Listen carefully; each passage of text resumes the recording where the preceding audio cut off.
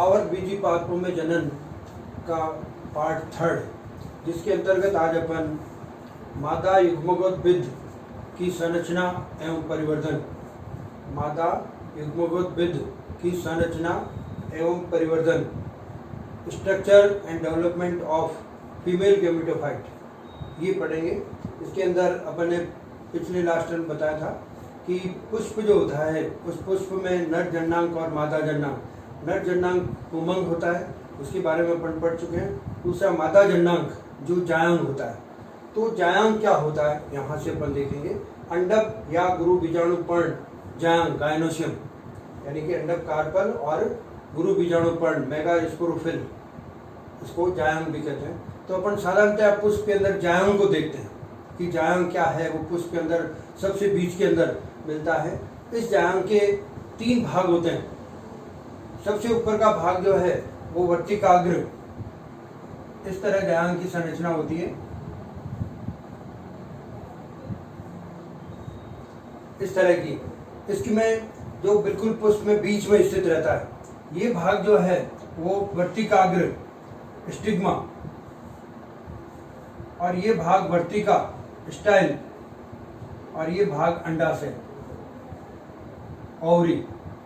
वर्तिकाग्र, वर्तिका और अंडाशय, स्टिग्मा, स्टाइल और ओवरी, 3 भाग होते हैं जायांग के। एक्चुअल में जायांग किससे बनता है? जैसे पुंमंग जो है वो पुंकेसरों से बनता है, बाह्य दलपत्रों से बनता है, दलपत्रों से बनता है। इसी तरह से जायांग जो है वो किनसे बनता है? अंडप से बनता है, अंडप से। एक जायांग के अंदर एक या एक से अधिक अंडप हो सकते हैं। एक जायांग में एक या एक से अधिक अंडप हो सकते हैं। अंडप को गुरु बीजाणुपर्ण भी कहते हैं। तो ये एक्चुअल में जायांग जो है किसका बना हुआ है? अंडपों का बना हुआ है। तो एक जायांग है तो एक अंडपी कहलाएगा। एक से ज्यादा है द्विअंडपी, जैसे सरसों में द्विअंडपी होता है, त्रिअंडपी हो सकता है, चतुरंडपी, पंचअंडपी या बहुअंडपी, कुछ भी हो सकता है। तो अंडप इसके अंदर होते हैं, लेकिन दिखाई ये एक देता है। ये अंडप ज्यादातर पौधों में जुड़े हुए रहते हैं, तो उसको युक्ता अंडपी कहते हैं, सिनकार्पस। और कुछ के अंदर कमल वगैरह जो है उनके अंदर जुड़े हुए नहीं रहते हैं, अंडप अलग अलग होते हैं, पृथक पृथक होते हैं, तो उनको कहते हैं वियुक्ता अंडपी, एपोकार्पस कहते हैं। तो इस तरह से ज्यादातर में सिनकार्पस स्थिति होती है, अंडप आपस युक्ता अंडपी आपस में जुड़े हुए रहते हैं। तो इस तरह से अंडपों का ये बना हुआ युक्ता अंडपी और इस तरह की ये होती है। अब अपन इसके तीनों भाग देखें। वर्तिकाग्र क्या है? स्टिग्मा। वर्तिकाग्र एक ऊपर की तरफ, जिसमें एक पाली, एक लॉब या एक से अधिक पालियां हो सकती है। जितने अंडप होते हैं उतनी ही पालियां होती है। ये पालियां यहाँ से जब परिपक्व हो जाता है, यहाँ चिपचिपा पदार्थ स्थापित होता है, परागण क्रिया होती है, पॉलिनेशन। उस समय परागण क्रिया में परागकण आकर इसके ऊपर गिरते हैं, तो ये परागकणों को ग्रहण करता है। परागण क्रिया के अंदर परागकणों को ग्रहण करने का काम इसका होता है। फिर दूसरा भाग होता है वर्तिका स्टाइल। ये वर्तिका एक लंबी छोटी कैसी भी नलीनुमा रचना होती है, जो कि यहाँ परागकण जब पराग नलिका निकालते हैं, वो पराग नलिका के लिए ये रास्ता प्रदान करता है, जगह प्रदान करता है और उसको पोषण भी देता है, जिससे पराग नली यहाँ से अंदर की तरफ बसती हुई अंडाशय तक पहुँचती है। तो इस तरह दोनों भाग ये इस तरह होते हैं। तीसरा भाग जो इम्पोर्टेंट भाग होता है अंडाशय या ओवरी। ये अंडाशय ओवरी, इसके अंदर क्या होते हैं? अंडक होते हैं, ये अपने बीजांड होते हैं, बीजांड, ओव्यूल। एक या अधिक बीजांड पाए जाते हैं। तो बीजांड से बीज बनते हैं। तो अपन देखते हैं फल के अंदर जितने बीजांड अपने बीज है उतने ही अंडप होते हैं। तो इसके अंदर अंडप पाए जाते हैं, एक या अधिक अंडप हो सकते हैं, ये बीजांड हो सकते हैं, ओव्यूल इस तरह के। तो वो यहाँ पर, यहाँ जो है अंडाशय के अंदर यहाँ पर स्थित होते हैं, इस तरह एक या अधिक हो सकते हैं। अपन देखें बीजांड जो है ओव्यूल, इसकी संरचना क्या होती है। तो यहाँ से अपन देखें, सबसे पहली बार ये बीजांड यहाँ से जिस जगह से लगा रहता है, बीजांड जो है, ये बीजांड जो है जिस जगह से अंडाशय की भित्ति से लगा रहता है, उस भाग को कहते हैं बीजांडासन, प्लेसेंटा। इसको बीजांडासन कहते हैं, बीजांडासन या प्लेसेंटा। यानी कि बीजांड वृंत का वो भाग, बीजांड का वो भाग जो कि ओवरी या अंडाशय की भित्ति से लगा रहता है, वहां उस भाग को कहते हैं बीजांडासन। बीजांडासन से एक वृंत जैसी रचना निकलती है, वृंत जैसी, इसको कहते हैं बीजांड वृंत।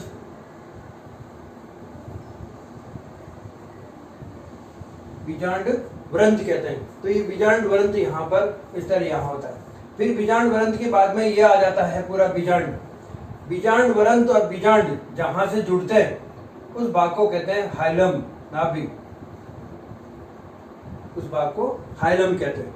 और हाइलम के पास एक उभरी हुई रचना, आउटग्रोथ एक रचना हो सकती है जिसको रेफी कहते हैं, रेफी।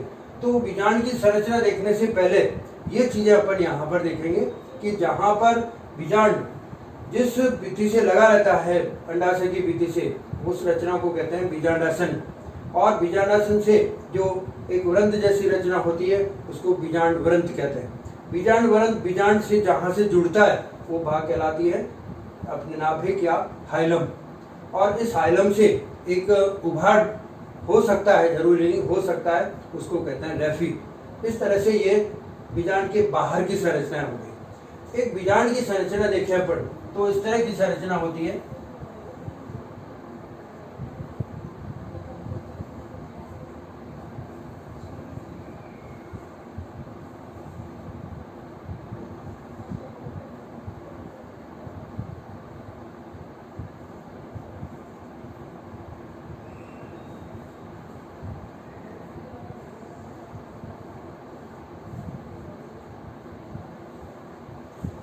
एक बीजांड की तरह इस तरह की रचना होती है। ज्यादातर ये उल्टा बीजांड जो है 82% पादपों में यही होता है। पट्टी प्रकार का भी देखें बड़पन जो एनाट्रोपस इस तरह का होता है। तो ये बीजांड की संरचना में अपन देखें, सबसे बाहर की ये रचना अपन बता चुके। यहाँ ये बीजांड वृंत है और ये हाइलम है जो इसके अंदर, और ये यहाँ से जहाँ लगा रहता है वो बीजांडासन प्लेसेंटा है। अब इसके बाद में ये संरचना देखें तो चारों तरफ इसके ज्यादातर में दो आवरण होते हैं। इन दोनों आवरणों को कहते हैं अध्यावरण, अध्यावरण, इंटेगुमेंट्स। तो चारों तरफ इसके एक या दो, ज्यादा पौधों के अंदर दो अध्यावरण होते हैं। तो दो आवरण होते हैं, उनको अध्यावरण या इंटेगुमेंट्स कहते हैं। तो अगर यहाँ किसी बीजांड के अंदर दो है तो वो द्विअध्यावरण कहलाता है। किसी में एक भी होता है तो वो एक अध्यावरण कहलाता है, किसी में होता ही नहीं तो वो अध्यावरण कहलाता है।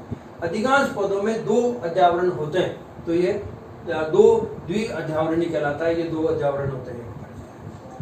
इस अध्यावरण के अंदर अपन देखेंगे पूरे चारों तरफ से कवर नहीं होते हैं, इसको चारों तरफ से कवर नहीं करते हैं। बीच में यहाँ पर कुछ जगह नली नुमा रचना बनी हुई रहती है। इस नली नुमा रचना को कहते हैं बीजांड द्वार, बीजांड द्वार, माइक्रोपाइल। ये बीजांड द्वार यहाँ पर इस तरह यहाँ होगा, तो ये बीजांड द्वार होता है। इसके अंदर की तरफ बीजांड द्वार के बिल्कुल यहाँ अपने इसका अपोजिट साइड के अंदर आधार में, ये इसका आधार एक्चुअली उल्टा हो गया तो ये आधार होता है, इसको कहते हैं निभाग या कैलाजा, निभाग या कैलाजा कहलाता है। इस निभाग से ही अध्यावरणों की उत्पत्ति होती है। इसे ये उत्पत्ति अगर ये यूं है तो निभाग नीचे होगा, ये घूमकर यूं उल्टा हो गया तो निभाग ऊपर आ गया। तो इस तरह से निभाग या कैलाजा कहलाता है। इससे ही अध्यावरणों की उत्पत्ति होती है। इसके अंदर की तरफ कुछ उत्तकीय कोशिकाएं होती है जो कि द्विगुणित कोशिकाएं होती है। द्विगुणित कोशिकाएं यहाँ पर होती है, उत्तक बने रहते हैं। इसको कहते हैं कोशिका काय, कोशिका काय, न्यूसेलस, कोशिका काय या न्यूसेलस कहते हैं। यहाँ पर पूरी इसके अंदर ऊपर तनवी होती है, पूरा यहाँ पर भरा रहता है, उनको कहते हैं कोशिका काय या न्यूसेलस। ठीक है, तो यहाँ इस तरह से ये एक बीजांड की संरचना इस तरह की होती है। जब ये बीजांड परिपक्व होता है तो यहाँ पर एक इस तरह की रचना और पाई जाती है इसके ऊपर, यहाँ पर, जिसकी संरचना अपन आगे से अलग से बताएंगे। इस तरह की रचना यहाँ पर यहाँ पाई जाती है, जो कि माइक्रोपाइल बीजांड द्वार की तरफ इस तरफ होती है। ये इधर बीजांड द्वार, इधर निभाग है, इस साइड के अंदर निभाग है और इस साइड में बीजांड द्वार है। यहाँ पर ये एक रचना होती है जिसमें यहाँ पर एक यहाँ कोशिका होती है, दो कोशिकाएं यहाँ पर होती है, यहाँ तीन कोशिकाएं होती है और बीच के अंदर एक कोशिका होती है अलग। इस तरह की 7 कोशिकाएं होती है और इन कोशिकाओं को यहाँ पर बीजांड द्वार की तरफ होती है, उनको कहते हैं अंड उपकरण, एग एपरेटस, जिसके अंदर यहाँ पर ये कोशिका बीच वाली अंड कोशिका एग सेल कहलाती है और दोनों साथ में सहायक कोशिकाएं कहलाती है। इस तरह 3 कोशिकाओं का समूह अंड उपकरण या एग एपरेटस कहलाता है और ये अंड कोशिका जो मादा युग्मक है वो ये अंड कोशिका होती है। इसके अलावा यहाँ ऊपर की तरफ 3 कोशिकाओं का समूह और होता है, उसको कहते हैं प्रतिमुखी कोशिकाएं, एंटीपोडल सेल्स। और बीच के अंदर एक कोशिका होती है जो द्विगुणित होती है, बाद में परिपक्व होने पर द्विगुणित हो जाती है। अभी विकास में बताएंगे अपन कैसे विकास होता है। तो यहाँ द्विगुणित कोशिका होती है, इसको कहते हैं द्वितीयक केंद्रक, सेकेंडरी न्यूक्लियस। इस तरह 7 कोशिकाओं का ये जो पूरा भाग जो है वो कहलाता है भ्रूणकोश, एम्ब्रियोसैक, या इसको फीमेल गैमेटोफाइट, मादा युग्मोद्भिद, इसी को कहते हैं। यहाँ पर इसी का विकास आगे अपन करेंगे। तो ये मादा युग्मोद्भिद या भ्रूणकोश, एम्ब्रियोसैक कहते हैं, वो यहाँ पर पाया जाता है। इस तरह की रचना एक बीजांड की होती है। इसके बाद अपन देखते हैं बीजांड अलग अलग प्रकार के होते हैं। ज्यादातर पौधों में इस तरह का होता है, इसलिए अपन ये चित्र बनाया। ये अलग अलग 6 प्रकार के होते हैं। जैसे सबसे पहला ऋजु बीजांड जो ऑर्थोट्रोपस, वो सीधा होता है बिल्कुल इस तरह से। ये भाग उल्टा हो गया, बिल्कुल 180 से घूम गया, ये बिल्कुल सीधा होगा इस तरह से होता है। तो उसको कहते हैं ऋजु बीजांड, जो ज्यादातर जिम्नोस्पर्म वगैरह में या पॉलीगनी जो फैमिली होती है उसके अंदर होता है, तो ऋजु बीजांड। दूसरा नंबर ये प्रतीक बीजांड, एनाट्रोपस, जो 82% पादपों के अंदर ये पाया जाता है। इसके अलावा 4 तरह के और होते हैं, जिसमें अर्ध प्रतीक, आधा प्रतीक, पूरा नहीं मुड़ा होता है, आधा मुड़ा होता है, तो अर्ध प्रतीक कहलाता है या हेमी एनाट्रोपस कहलाता है। फिर चौथा नंबर एक ऋजु बीजांड होता है, जो ऋजु की तरह वक्र, जिसको ये वक्र बीजांड थोड़ा सा वक्र हो जाता है घोड़े की नाल की तरह, वो वक्र बीजांड कहलाता है, यानी कि वो कैम्पिलोट्रोपस कहलाता है। एक होता है ट्रांसवर्स, यूं इस तरह से आ जाएगा, इस तरह से, तो वो ट्रांसवर्स या अपने अनुप्रस्थ बीजांड कहलाता है। और एक लास्ट होता है जो कुंडलित, पूरा घूमकर 360 से घूमकर वापस आ जाता है, सीधा हो जाता है, घूमकर पूरा वापस सीधा हो जाता है, तो उसको सर्सिनोट्रोपस या कुंडलित बीजांड कहते हैं। तो ये 6 प्रकार के ऋजु बीजांड, प्रतीक बीजांड, अर्ध प्रतीक बीजांड, वक्र बीजांड और अनुप्रस्थ बीजांड और कुंडलित बीजांड, ये 6 प्रकार के बीजांड अलग अलग पौधों के अंदर पाए जाते हैं, लेकिन अधिकांश 82% पादपों में ये पाया जाता है। तो इस तरह से अलग अलग बीजांड होते हैं। अब इसके बाद में नेक्स्ट अपन आते हैं अपने गुरु बीजाणु जनन, संरचना हो गई गुरु बीजाणु जनन।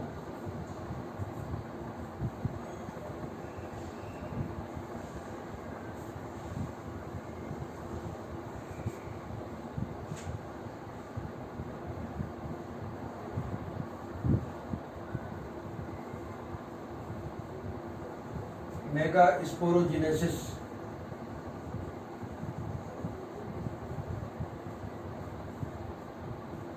स्पोरोजेनेसिस, गुरु बीजाणु जनन। गुरु, जिस तरह से अपन ने लघु बीजाणु जनन पढ़ा, यहाँ पर गुरु बीजाणु जनन है। गुरु बीजाणु जनन क्या है कि अभी अपन ने बताया था बीजांड के अंदर बीजांड काय कोशिका होता है, न्यूसेलस, बीजांड काय कोशिका। ये बीजांड काय कोशिकाएं जो एक साइड में परिधि की तरफ होती है, उनमें से कोई एक कोशिका अतिरिक्त औषध खाद्य पदार्थ ग्रहण करके मोटी हो जाती, ठीक है। बीजांड काय की जितनी भी कोशिकाएं अभी अपन ने चित्र के अंदर बताया था, ये बीजांड काय कोशिका जो यहाँ पर होती है,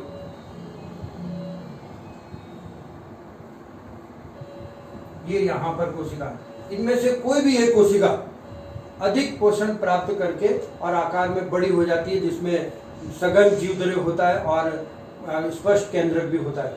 वो कोशिका जो है आर्कीस्पोरियल सेल कहलाती है, आर्कीस्पोरियल इनिशियल कहलाती है। प्रपशु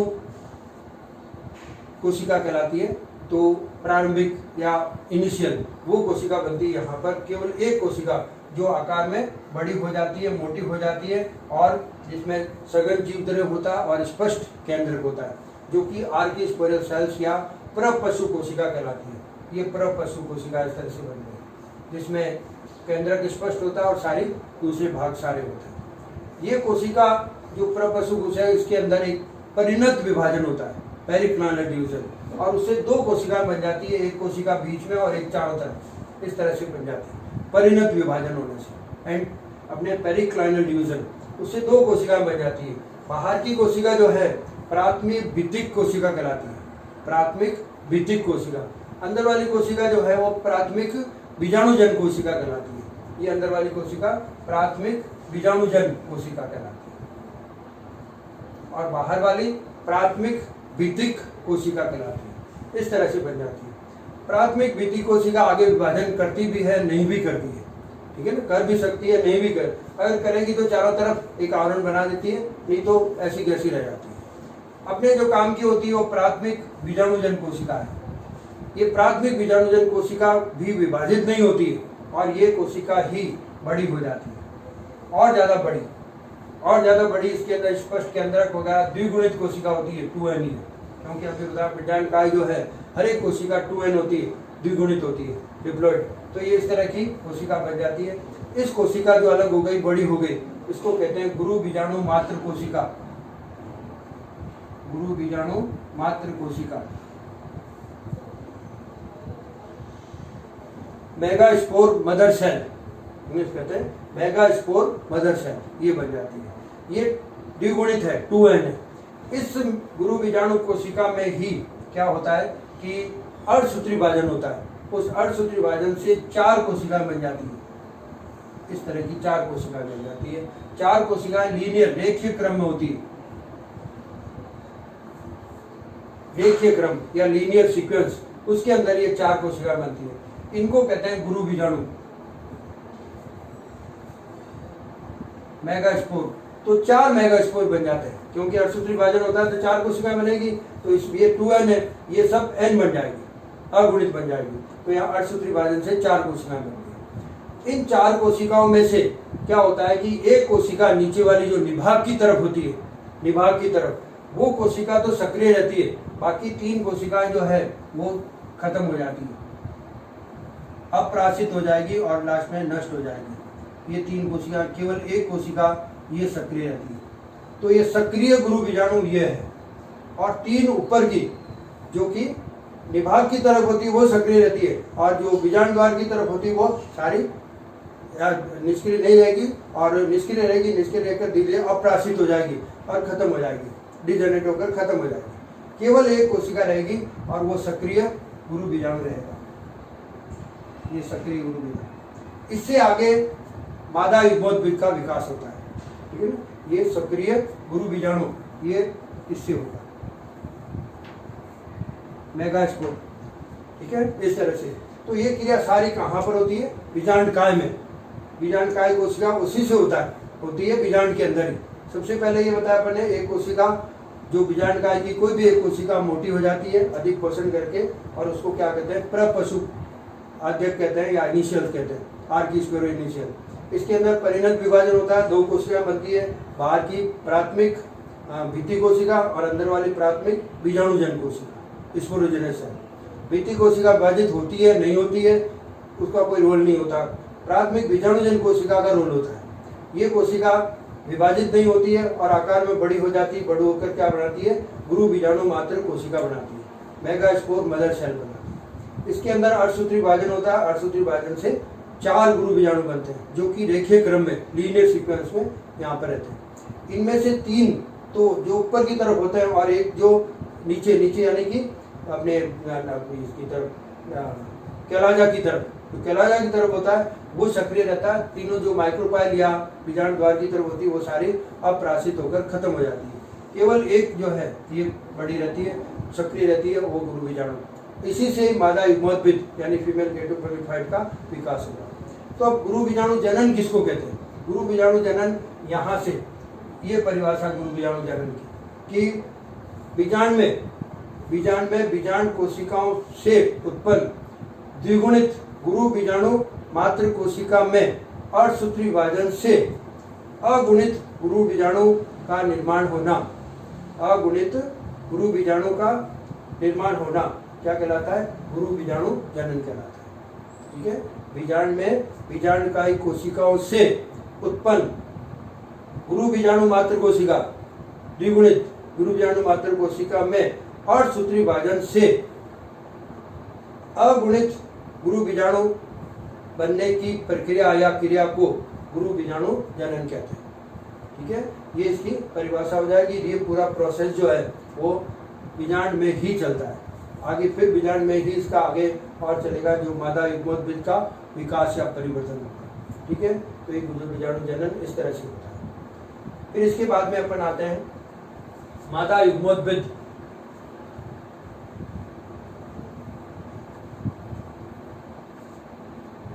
मादा युग्मोद्भिद का परिवर्धन।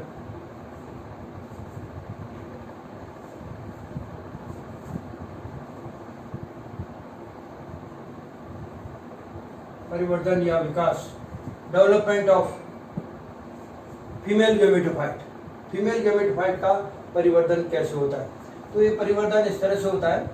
अभी अपन ने देखा इस मादा युग्मोद्भिद की प्रथम कोशिका या प्रारंभिक कोशिका, फर्स्ट सेल, वो क्या होती है? गुरु बीजाणु, जो अभी बनी थी अपने गुरु बीजाणु जनन के अंदर, वो गुरु बीजाणु ही इसकी प्रथम कोशिका या प्रारंभिक कोशिका या फर्स्ट सेल इसकी मादा युग्मोद्भिद की, फीमेल गैमेटोफाइट की होती है। तो यहीं से मादा युग्मोद्भिद का विकास शुरू होता है। तो ये सबसे पहले ये कोशिका कौन सी?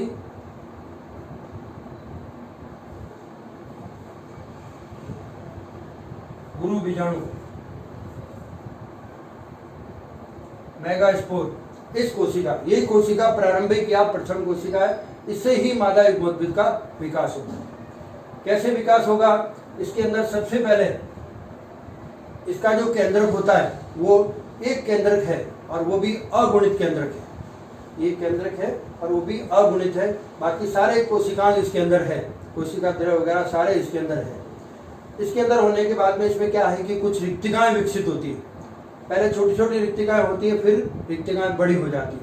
तो यहाँ पर इस केंद्र के अंदर फ्री न्यूक्लियर डिवीजन, मुक्त केंद्र की विभाजन के द्वारा इसका 3 बार विभाजन होता है। 3 बार विभाजन होने से पहले विभाजन में एक केंद्र से 2 बनेंगे, फिर दूसरा विभाजन होगा तो 2 से 4 बनेंगे और तीसरा विभाजन होगा तो 4 से 8 बनेंगे। तो इस तरह से 8 केंद्रक इससे बनेंगे।